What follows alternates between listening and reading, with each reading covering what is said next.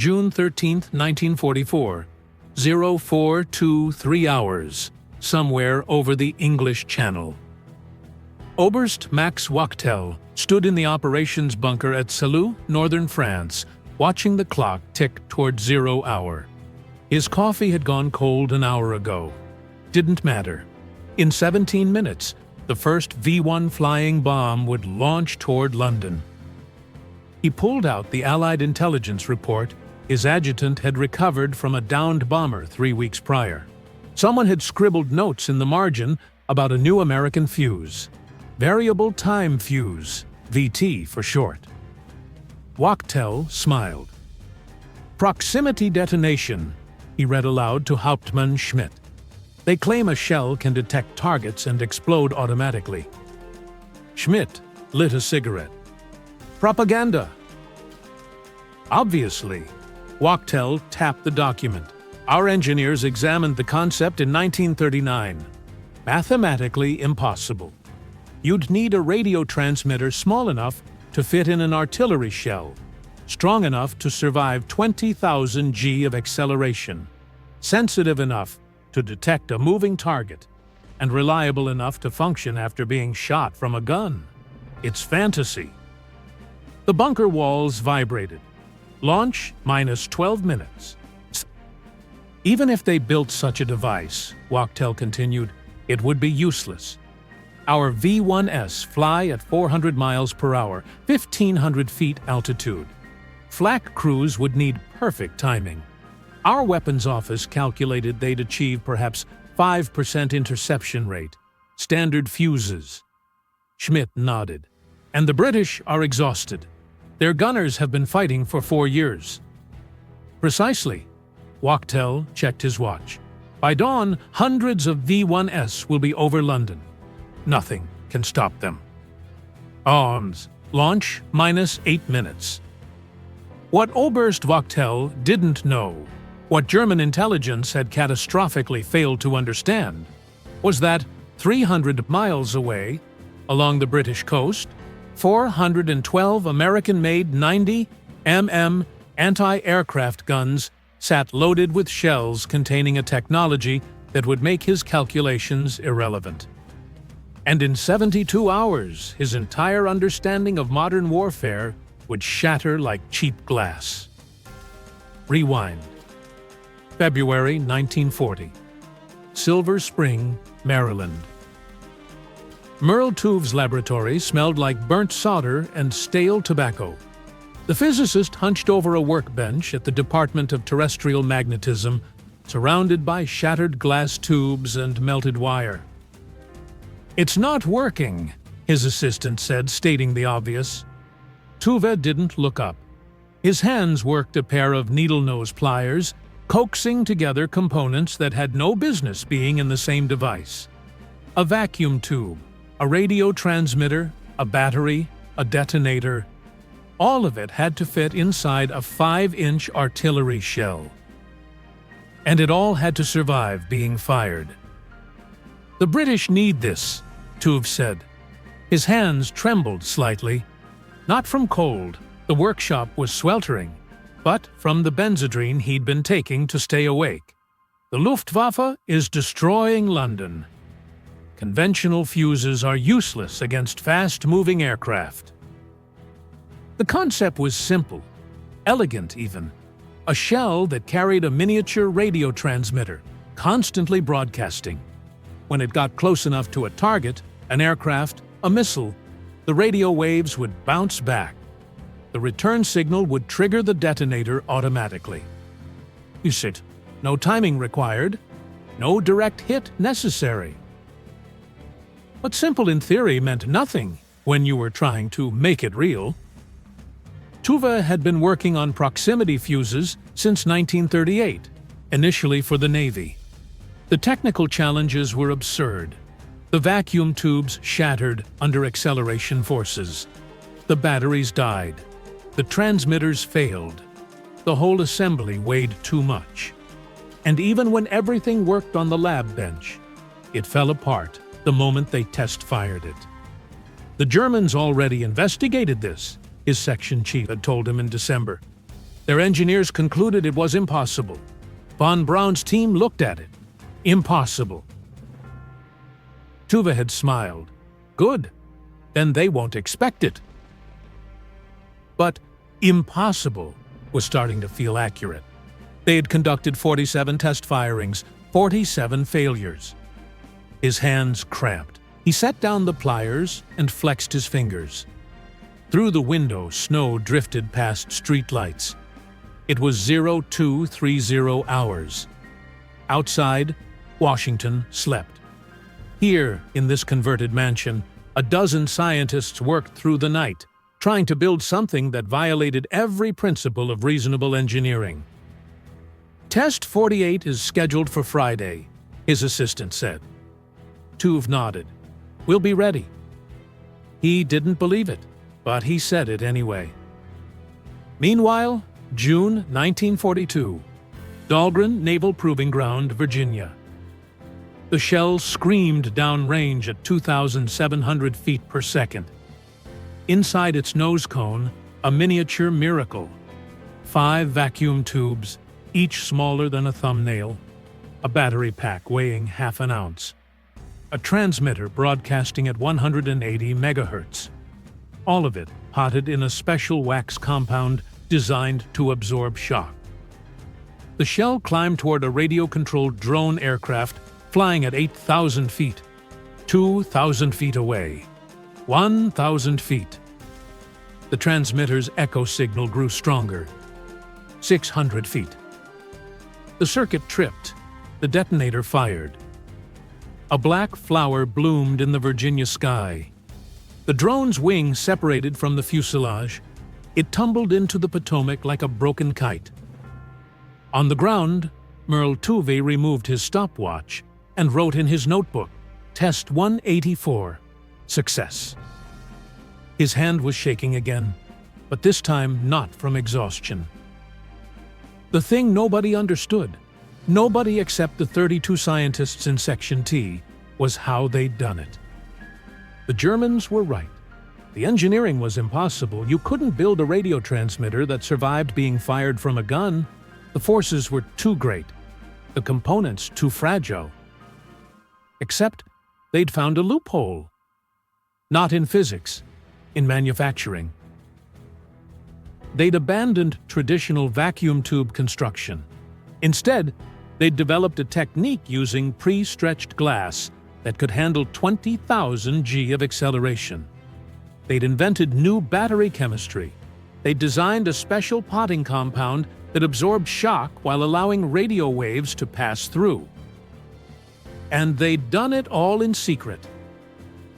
The Navy classified the VT fuse at the highest level, higher than the Manhattan Project initially. The designation was Project Tuxedo. Even the name was classified. They called it Variable Time Fuse to mislead anyone who discovered it, making it sound like a sophisticated timer rather than a proximity detector. Schutz. By mid-1943, they were producing 40,000 fuses per day at a factory in Allentown, Pennsylvania. Each one cost $25. Each one required 147 individual components. Each one worked. The British couldn't believe it when they first saw the test footage. It's not possible, one Royal Navy observer said watching the film of a VT fused shell destroying a drone. Nevertheless, Tuve replied, it is. January 1944. Algiers, North Africa. Lieutenant Commander William S. Parsons stood on the deck of the USS Savannah, watching North African stars wheel overhead. The ship rocked gently in the harbor. He held a classified cable from Washington. The message was brief. VT fuses approved for ground use. Mediterranean theater only. Extreme security required. This was the breakthrough they'd been waiting for. The fuses had proven devastatingly effective against Japanese aircraft in the Pacific. Now they were authorizing their use against German planes. But there was a catch. They can't know, Parsons said to his gunnery officer. If a single fuse falls into German hands intact, they'll reverse engineer it. We lose the advantage. So we only use them over water? Over water, or over friendly territory where we can recover duds. Parsons looked toward the dark Mediterranean. The Germans think this technology is impossible. We need to keep them thinking that. What Parsons didn't know, what nobody knew yet, was that in 5 months the war would force their hand. The V-1 offensive would be so devastating, so relentless, that they'd have no choice but to deploy VT fuses over England. And when they did, the results would be so dramatic that German intelligence would refuse to believe their own reports. June the 16th, 1944. 0847 hours. Dymchurch, Kent, England. Corporal James Mackenzie had been awake for 31 hours. The American gunner stood at his station behind a 90 mm anti-aircraft gun, part of the hastily assembled diver belt, the ring of guns protecting London from V-1 flying bombs. The weapon was still warm from the previous engagement. Shell casings littered the ground around him. "Incoming!" The spotter's voice cracked over the radio. "Bearing 270, altitude 1500. Mackenzie swung the gun toward the coordinates. Through the morning haze, he could see it. A small cruciform shape with a pulsed jet engine on its tail, belching flame. The distinctive buzzing roar carried across the countryside. The British called them doodlebugs. Mackenzie had other names for them. His loader slammed a shell into the breech. Not a standard high-explosive round. A VT fuse. "They told us these were miracle rounds," Mackenzie muttered to his loader. "Let's see." Sus. The V-1 was covering ground fast. 400 miles per hour. At that speed, conventional proximity calculations were useless. You had to lead the target, account for shell travel time, guess the altitude perfectly, and time the fuse to detonate at exactly the right moment. The math was impossible under pressure. But with VT fuses, the math didn't matter. Mackenzie tracked the target, waited for the optimal moment, fired. The 90 mm gun roared. The shell arced upward. Inside its nose, a transmitter activated, broadcasting radio pulses at 180 megahertz. The shell climbed past the V-1 with 70 feet to spare. For a conventional round, that was a clean miss. But the VT fuse detected the reflected radio signal from the V-1's metal fuselage. The return echo grew stronger. At exactly 73 feet distance, the circuit tripped. The shell exploded in a perfect sphere of shrapnel. The V-1's wing disintegrated. The flying bomb pitched forward, engine still screaming, and augured into an empty field 2 miles from the nearest village. Mackenzie stared. "Did we just hit?" The spotter confirmed. "Confirmed termination!" His loader looked at the shell casing on the ground, then at Mackenzie. "How far off were we?" 70 feet, maybe more. That would have been a miss. Yeah. Mackenzie felt something shift in his understanding of warfare. It would have been. The Germans noticed immediately. June 18, 1944. Wehrmacht Operations Center, Château de Fleurigny, France. Major Heinrich Brucker studied the latest loss reports with growing unease. 73 V-1s launched yesterday, he said to his intelligence officer. 22 destroyed by anti-aircraft fire over the Channel and coastal regions. That's concerning, but not catastrophic. That's 30%. Brucker tapped the paper. Day before, it was 18%. The day before that, 12%. On launch day, June 13th, it was 4%. The intelligence officer frowned. Perhaps the British are improving their tactics. In 5 days, Brooker stood and walked to the map on the wall. Red pins marked destroyed V-1s. Look at the pattern. Almost all destructions occur in this zone. He circled an area with his finger, along the coast where the American guns are positioned. The Americans have 90 mm guns. We knew this. Yes, but the hit rate shouldn't be this high. These are untested crews, firing at targets moving at 650 kilometers per hour at night, under stress. The mathematics don't support this accuracy. Silence in the room. Outside, another V-1 launched with its characteristic roar. Perhaps they're using the new radar-directed predictors, the intelligence officer suggested. Brooker shook his head. Radar can track the targets, but it can't make the shells explode at the correct altitude. That still requires timed fuses, and the timing must be perfect. At V-1 speeds, an error of half a second puts you 300 feet off target. Then what's your explanation? Brooker didn't have one. Not yet. But somewhere in the back of his mind, he remembered a technical report from 1942. Something about the Americans testing proximity fuses in the Pacific. The report had been dismissed. The technology was theoretical, impractical. No, wasn't it? June the 20th, 1944. 1934 hours. Gun position Baker 7, Dim Church. The statistics were getting absurd. Mackenzie's crew had engaged 16 V-1s in the past 3 days. They'd achieved 13 confirmed destructions. 81% hit rate. This shouldn't be possible, Lieutenant Barrow said, reading the daily report. He commanded the battery of 4 90 mm guns. Last week, we were hitting maybe 1 in 20. Now we're hitting 4 out of 5. The VT Fuses, Mackenzie said. I know it's the VT Fuses. Barrow lit a cigarette with shaking hands. That's what scares me. If the Germans figure out what we're doing, if they capture one of these shells intact. He didn't finish the sentence. Didn't need to. The standing orders were explicit. VT fuses were only to be used over water or friendly territory where recovery teams could retrieve duds. The diver belt technically qualified. It was British soil, heavily patrolled, but everyone knew it was a risk. A calculated risk. Because without VT fuses, the V-1s were getting through.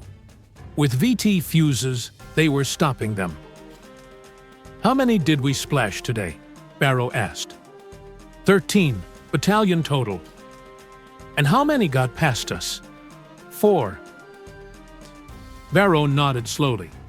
4 reach London, probably cause 50, 60 casualties. Maybe more.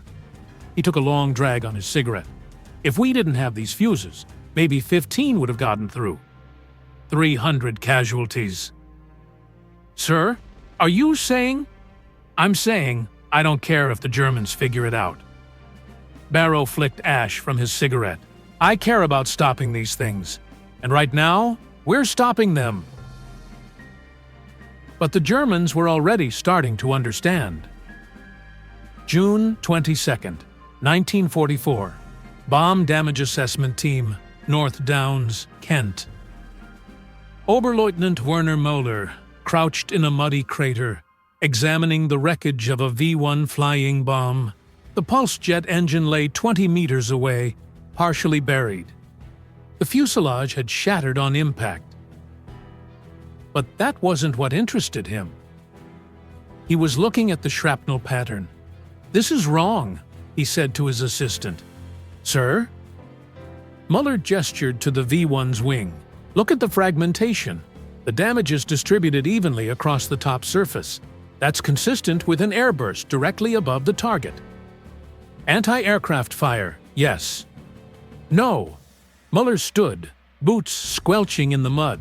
An airburst from a timed fuse would require the shell to detonate at a specific altitude. But the V-1's altitude varies constantly due to turbulence and flight characteristics. There's no way the gunners could time it perfectly. His assistant didn't follow. Perhaps they're using radar predictors. Radar tells you where the target is. It doesn't tell you where to set your fuse.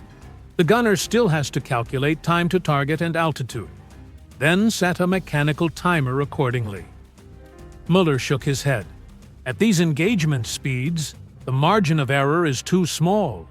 They shouldn't be achieving this hit rate. He photographed the shrapnel pattern, took notes, collected metal fragments.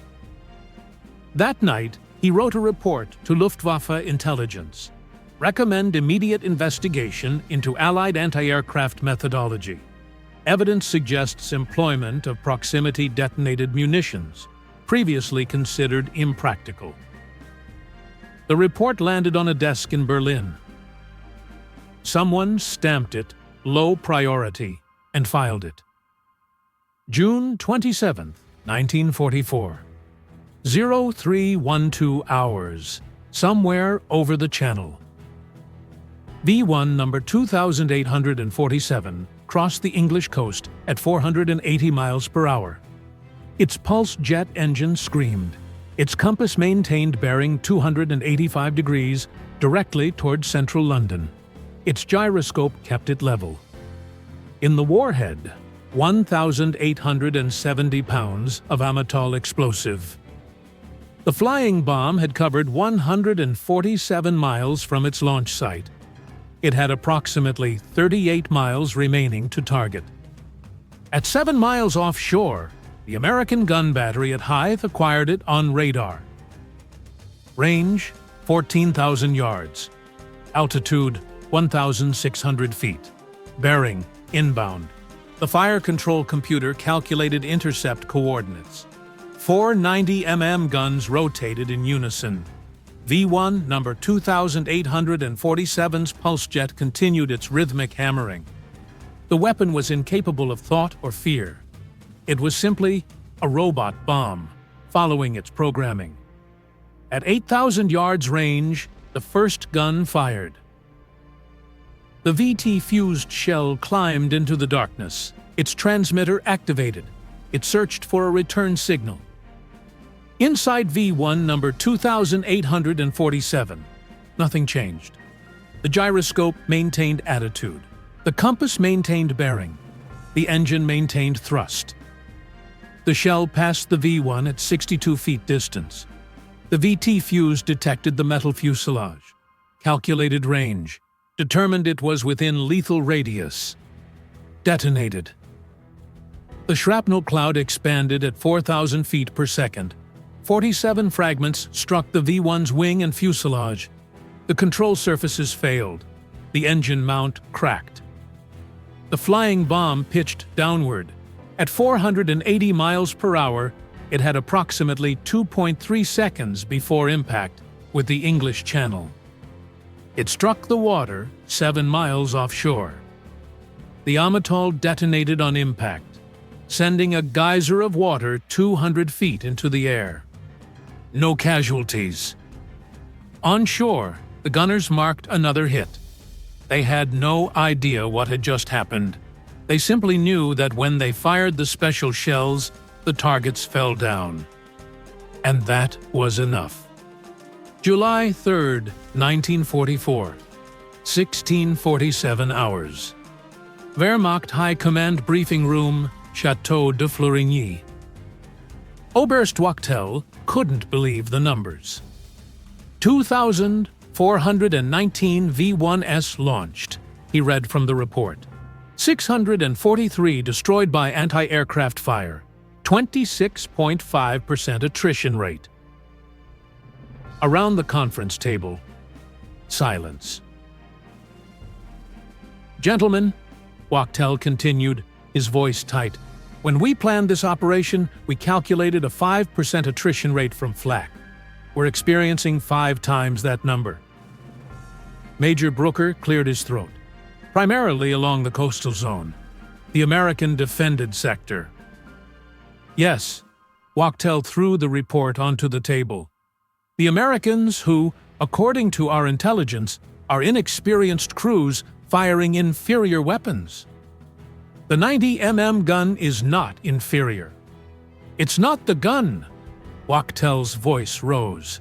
He forced himself to calm down, apologize.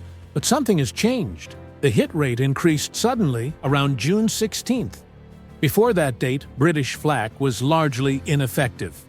After that date, the American sector became a death zone for our weapons. An intelligence officer spoke up. We've recovered several impact sites. The shrapnel patterns are unusual. Unusual how? Extremely uniform distribution, consistent with airbursts occurring within close proximity of the target, closer than should be possible with timed fuses. Wachtel leaned forward.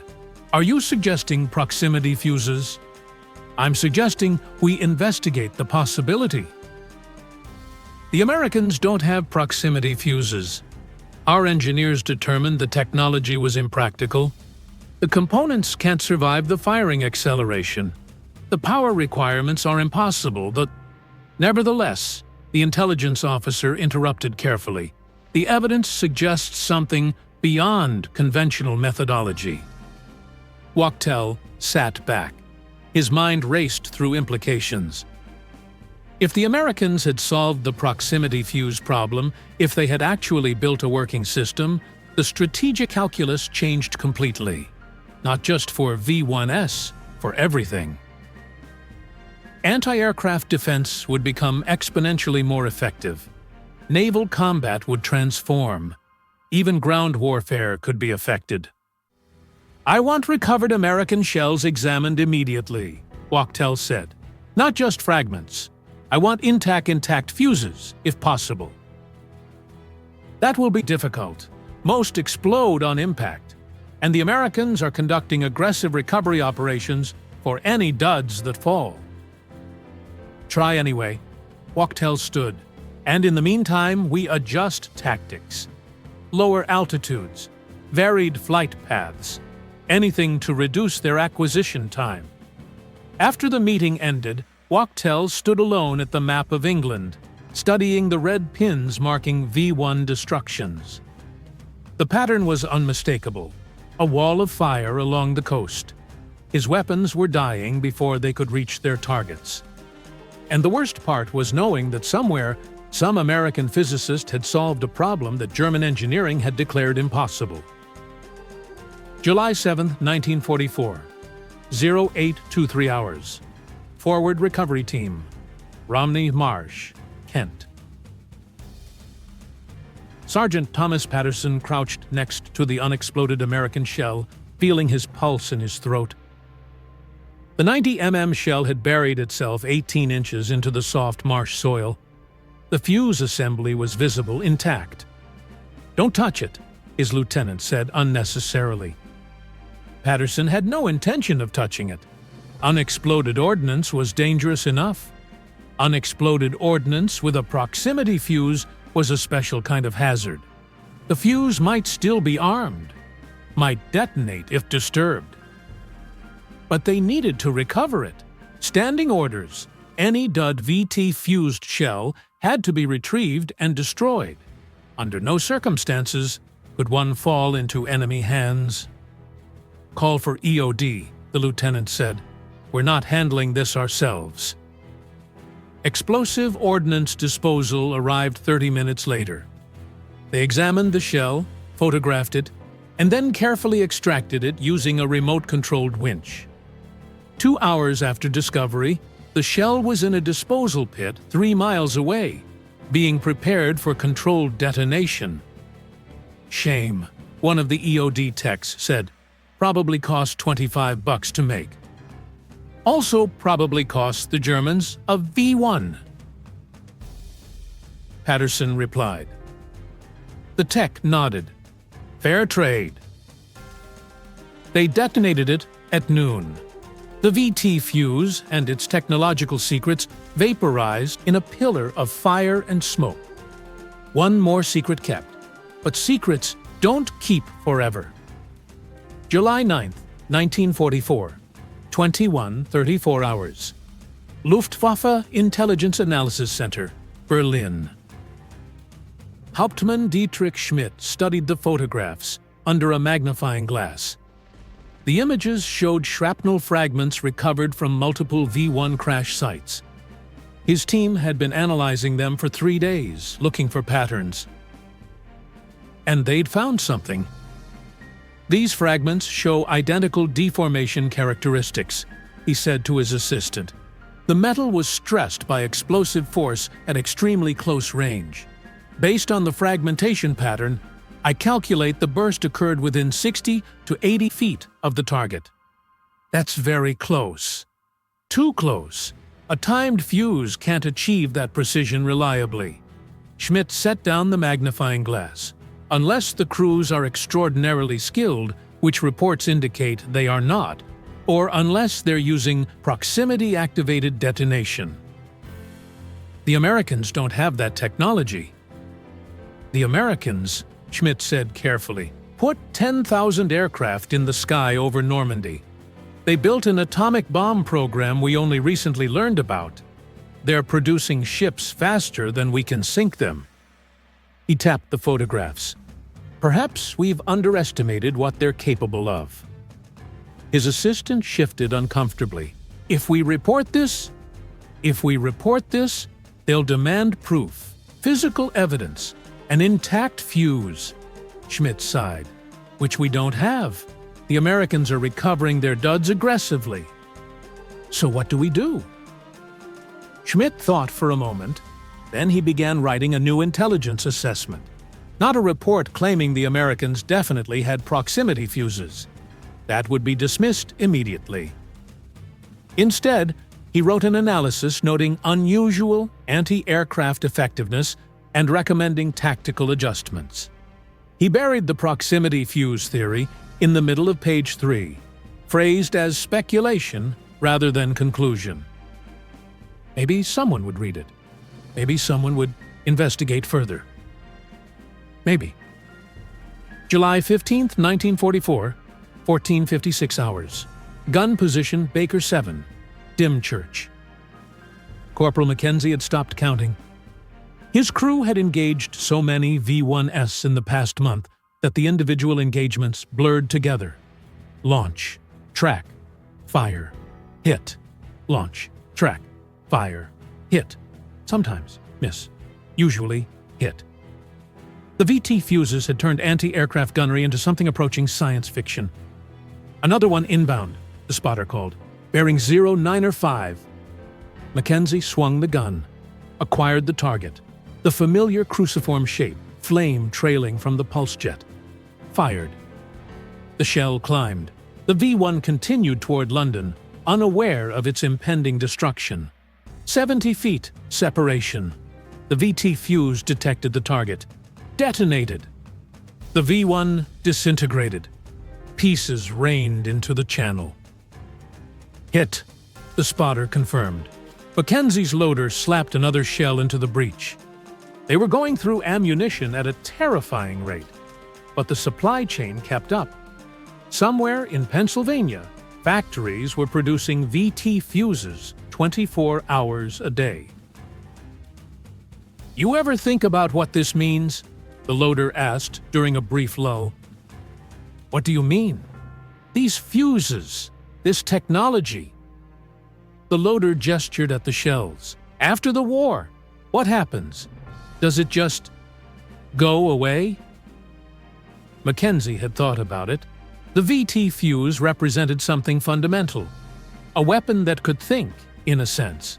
That could adapt to the target. That didn't require perfect human timing. No, he said finally. I don't think it goes away. The spotter's voice crackled over the radio. Incoming, bearing 273. Mackenzie rotated the gun toward the new contact. The war continued. July 18, 1944. Oberst Wachtel's office, Chateau de Fleurigny. The latest numbers were devastating. Of 3,841 V-1s launched since June 13th, only 2,452 had reached London. The rest had been destroyed in flight, most by anti-aircraft fire in the coastal zone. 36% attrition rate. Wachtel stared at the graph showing V-1 effectiveness over time. The line descended steadily. Each day, the American gunners got better. Or their weapons got better. Or both. A knock at the door. Major Brooker entered carrying a folder. "We recovered something," Brooker said. Wachtel looked up. "Intact fuse?" "No, but fragments. And a partially destroyed fuse assembly from a shell that detonated prematurely." Brooker opened the folder. Our technical team examined it. They found components consistent with a radio transmitter. Silence. "A radio transmitter," Wachtel repeated. "Yes, sir, miniaturized. The vacuum tubes were shattered, but identifiable. There was also evidence of a battery pack and detonation circuit." Wachtel felt something cold settle in his stomach. "They did it," he said quietly. "The Americans actually built a working proximity fuse." "It appears so. And we dismissed it. Our engineers told us it was impossible." Brooker said nothing. Wachtel stood and walked to the window. Outside, another V-1 prepared for launch. The ground crew swarmed over it, making final checks.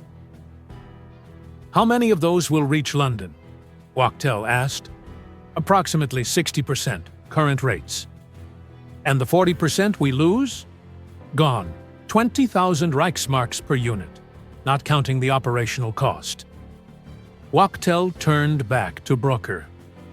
"Prepare a full intelligence report. Everything we know about the American proximity fuse program. I want it on every desk at High Command within 48 hours." "Yes, sir." After Brooker left, Wachtel sat down and did something he rarely allowed himself. He calculated what might have been. If they'd taken the proximity fuse seriously in 1940, if they'd invested resources in solving the technical problems, if they'd developed their own version. The V-1 offensive might have worked. The American and British flak defenses would have been overwhelmed. Instead, they dismissed it as impossible. And the Americans had proved them wrong. August 4th, 1944, 1100 hours. Anti-Aircraft Command Headquarters, London. Air Marshal Roderick Hill stood before a wall-sized map of southeastern England, covered in colored pins and trajectory lines. "Gentlemen," he said to the assembled officers, "I'm pleased to report that our anti-aircraft defenses have achieved a 74% interception rate against V-1 flying bombs." Stunned silence. 74%, an RAF group captain repeated. "That's unprecedented." "Indeed," Hill gestured to the map. "The American gun belt along the coast, equipped with VT proximity fuses, accounts for the majority of those interceptions. They're destroying roughly 60% of incoming V-1s. Our inland defenses account for another 14%. A British Army colonel leaned forward. "What was our interception rate before the VT fuses?" "Approximately 17%. The room absorbed that number. The VT fuse had more than quadrupled their effectiveness. "The strategic implications are significant," Hill continued. "The Germans launched this offensive expecting to overwhelm us. Instead, we're intercepting 3 out of 4 weapons. The psychological impact on London has been substantially reduced, and the Germans are expending resources at an unsustainable rate." "Do they know about the VT fuses?" someone asked. "German intelligence has almost certainly deduced their existence by now. We've recovered documents suggesting they understand the basic principle." Hill smiled slightly. "But understanding that something exists and being able to replicate it are very different things." The human cost was measurable. Between June 13th and August 31st, 1944, the Germans launched 9,521 V-1 flying bombs toward London. Without VT fuses, British intelligence estimated that approximately 7,800 would have reached the city. With VT fuses, only 2,419 reached London. That represented approximately 5,400 V-1s destroyed that otherwise would have hit civilian targets. Each V-1 that reached London caused an average of 7 casualties, killed or seriously injured. Simple arithmetic. The VT Fuse program prevented approximately 37,800 British casualties. Those were mothers and fathers, and children who went to bed in London, unaware that their survival had been purchased by miniature vacuum tubes and proximity-detecting radio circuits. The statistics were abstract. The saved lives were real. August 19, 1944. Wehrmacht Engineering Assessment Board, Berlin. General Major Ernst Müller presented his findings to a room full of skeptical officers. The American proximity fuse represents a significant technical achievement, he said, clicking through photographs of recovered fragments. Based on our analysis, they've solved multiple engineering problems we considered insurmountable. Such as? Someone challenged. Vacuum tube durability under acceleration. They're using pre-stressed glass construction that survives forces exceeding 20,000 G battery miniaturization. They've developed new chemistry, allowing operational life of 30 seconds in a package weighing less than 30 grams. Radio transmission from a spinning, accelerating platform. Detonation timing precision within microseconds. He paused. Each of these problems individually was considered nearly impossible. They solved all of them simultaneously. Why didn't we solve them? The question came from the back of the room. Müller chose his words carefully. We investigated proximity fuses in 1939 and 1940. Our assessment concluded that the technical challenges outweighed potential benefits. We prioritized other weapons development. And the Americans? The Americans prioritized it. They invested substantial resources, and they succeeded.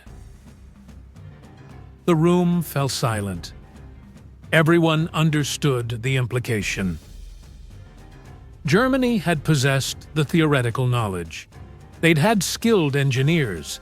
They'd had resources, at least in 1939. They simply hadn't believed it was possible. And that belief, that certainty that it couldn't be done, had cost them. September 1st, 1944. Gun position Baker 7. Dim Church. Corporal Mackenzie's crew had been in continuous operation for 79 days. They'd fired 4,847 rounds of VT-fused ammunition. They'd achieved 3,441 confirmed interceptions. 71% hit rate. Standing at his gun position, watching the dawn light spread across the channel, Mackenzie tried to understand what they'd accomplished. Before VT fuses, anti-aircraft gunnery was guesswork. You tracked a target, calculated its speed and altitude, estimated where it would be in the future, set a mechanical timer, and hoped. The math was complex. The execution was difficult. The success rate was low. VT fuses had changed everything. Now you just had to get the shell close. The fuse did the rest. Incoming, the spotter called. Mackenzie turned to the gun. Another V-1, another engagement. But this time, something was different. The V-1 was flying lower than usual, perhaps 800 feet altitude, and it was maneuvering, making slight course corrections that would throw off tracking. They're adapting, Mackenzie said. His loader nodded. Won't help them. Mackenzie tracked the target. The V-1's lower altitude actually made it easier. Less time for the shell to climb, less uncertainty in the trajectory calculation. He fired.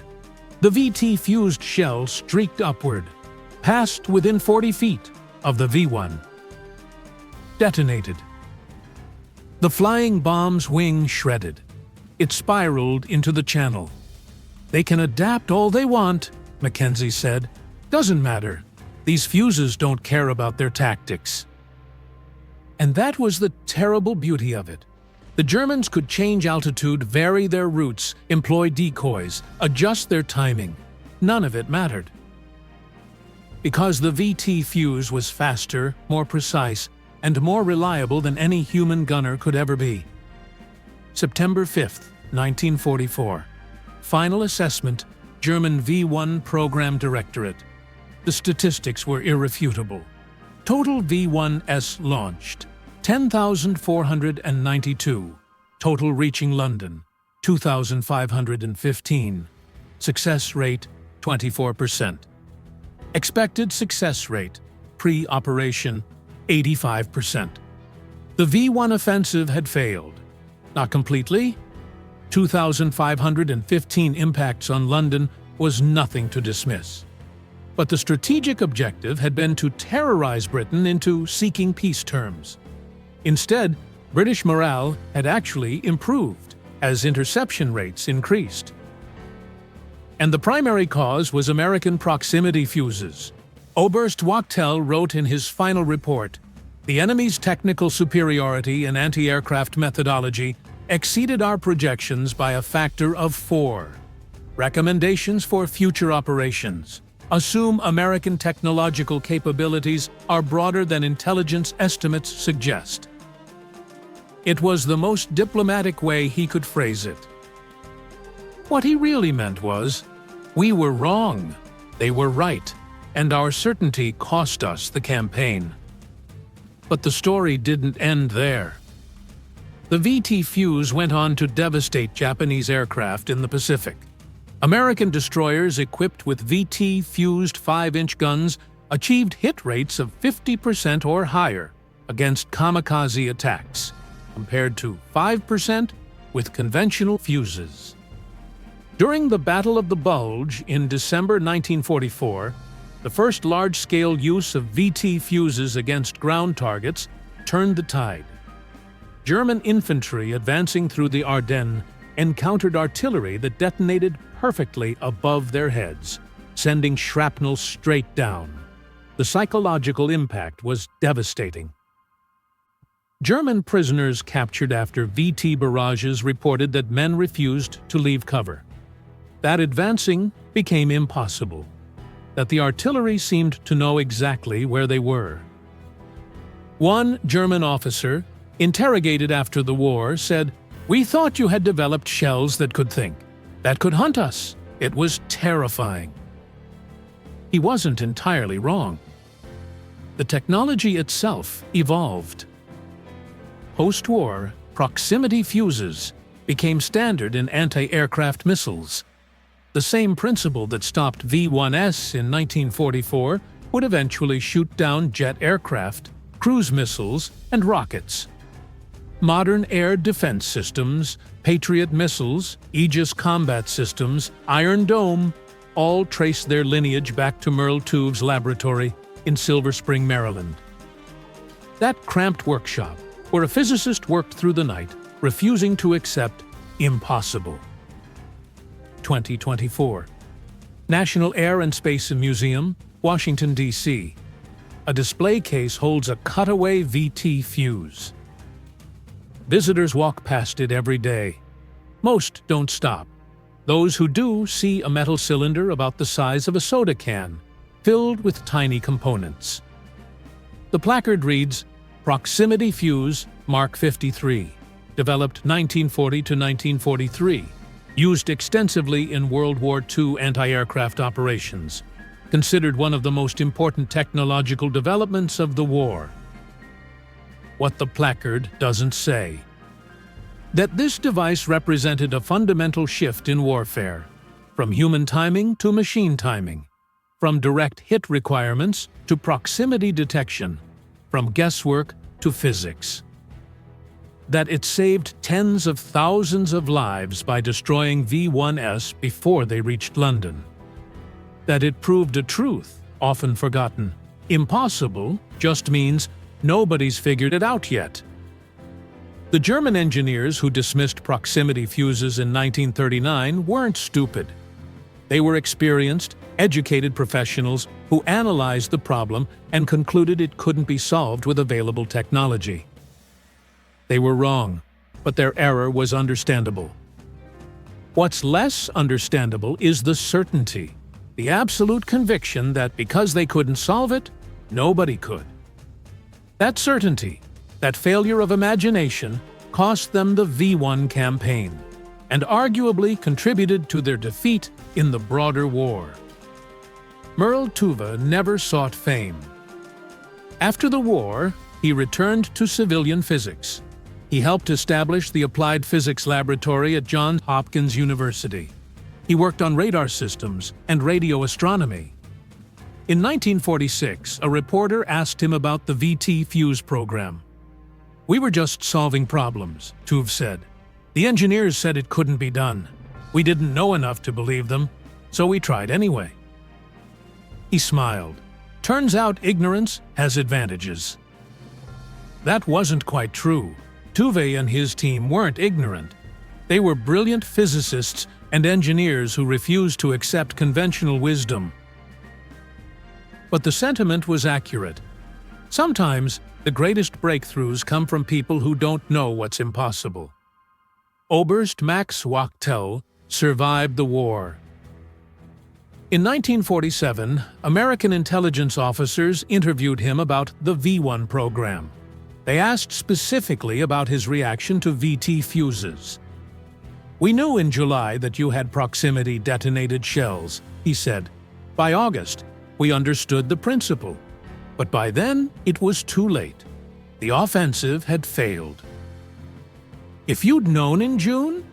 If we'd known in June, we would have adjusted tactics. Lower altitudes, different routes, concentrated salvos to overwhelm local defenses. Wachtel paused. "But even then, I suspect you would have won. The proximity fuse was simply better than anything we could field." The interviewer asked, "Did German intelligence underestimate American technological capability?" "Yes." Wachtel's answer was careful. "We underestimated what was achievable. We looked at the problem, decided it was too difficult, and moved on. The Americans looked at the same problem and decided to solve it anyway." That was your mistake. Yes, that was our mistake. The last word belongs to the gunners. Corporal James Mackenzie returned to Michigan after the war. He worked at an automobile factory, raised 3 children, lived a quiet life. In 1984, 40 years after the V-1 campaign, a local newspaper interviewed him. "Did you understand what you were doing?" the reporter asked. "Did you know you were using revolutionary technology?" Mackenzie thought about it. "We knew the shells were special. We knew they worked better than regular rounds, but we didn't think about it too deeply. We just wanted to stop the buzz bombs from hitting London." You saved a lot of lives. Maybe, probably. Mackenzie looked out his window at the ordinary street where he'd lived for 30 years. "But you know what I remember most? The first time I fired a VT round and watched it hit a target I'd missed by 70 feet. That moment when I realized the shell was smarter than I was." He smiled. "That was humbling and impressive, and a little bit terrifying if I'm honest." Terrifying?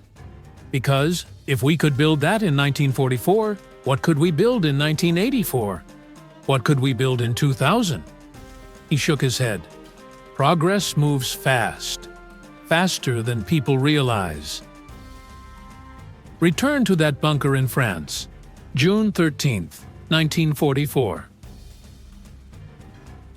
Oberst Wachtel stands watching the clock tick down to V-1 launch. He holds that intelligence report about American proximity fuses. He dismisses it as propaganda. He doesn't know that 300 miles away, 412 guns are loaded with technological miracles. He doesn't know that his calculations are obsolete. He doesn't know that impossible is about to become devastating. But he's about to learn. In 72 hours, the data will be undeniable. In 3 weeks, he'll be writing urgent reports. In 2 months, he'll be recommending the offensive be discontinued. All because of a miniature vacuum tube that shouldn't exist. All because American physicists refused to accept impossible. All because sometimes the greatest advantage isn't seeing what's possible. It's refusing to believe what isn't. The VT fuse didn't win World War II alone, but it stopped the V-1s. It protected London. It saved lives. And it taught a lesson that echoes through history. Never tell dreamers what can't be done. Because the ones who don't listen are the ones who change the world. The launch countdown reaches 0. The first V-1 roars into the sky. 300 miles away, Corporal Mackenzie loads a shell. History holds its breath. And then exhales in shrapnel and fire. End. Runtime. Approximately 30 minutes at conversational narration pace. Sources for further research. The proximity fuse, a weapon that changed warfare. James Finney Baxter III. The V-1 flying bomb. Peter Cooksley. Naval Weapons of World War II. John Campbell, National Archives, Records of the Office of Scientific Research and Development.